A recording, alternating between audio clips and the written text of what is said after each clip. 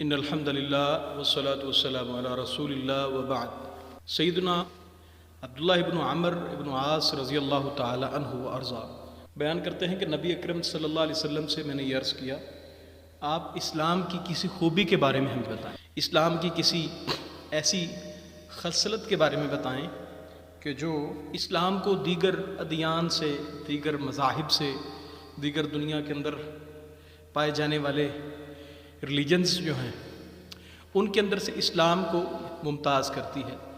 آپ اس خاصیت کے بارے میں ہمیں ارشاد فرمائیں۔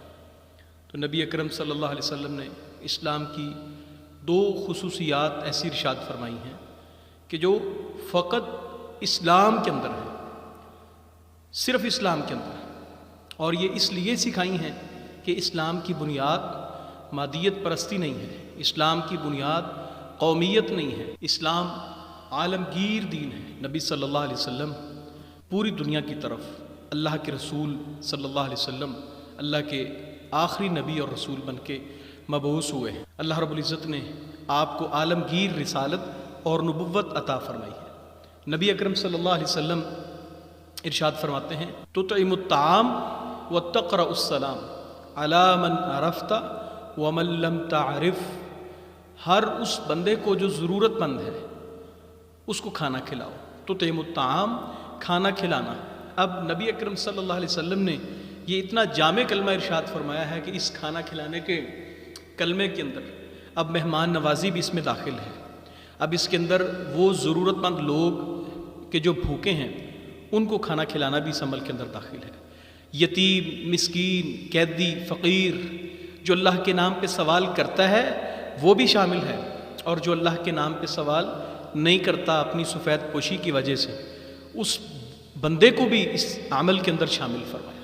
جیسے اللہ رب العزت قرآن کریم میں مومنین کی صفات کو بیان کرتے ہوئے اللہ کی محبت کو حاصل کرنے والے اور پانے والے لوگوں کی خصوصیت کو بیان کرتے ہوئے اللہ ارشاد فرماتے ہیں، وَيُطْعِمُونَ الطَّعَامَ عَلَىٰ حُبِّهِ مِسْكِينًا وَيَتِيمًا وَأَسِيرًا، کہ وہ لوگ یتیموں کو، مسکینوں کو، قیدیوں کو کھانا کھلاتے ہیں، اور کھانا کھلانے کے بعد پھر وہ ان کے اوپر احسان نہیں جتلاتے، لیکن وہ یہ کہتے ہیں انما نطعمکم لوجہ اللہ، ہم اللہ کے چہرہ اقدس کی، اللہ کے چہرہ مبارکہ کی ہم تو صرف دیدار کی توقع رکھتے ہیں۔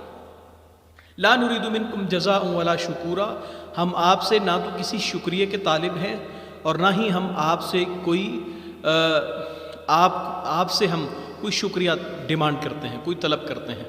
ہماری خواہش صرف یہ ہے کہ ہمیں اللہ کی رضا اور اس کی رحمت حاصل ہو جائے۔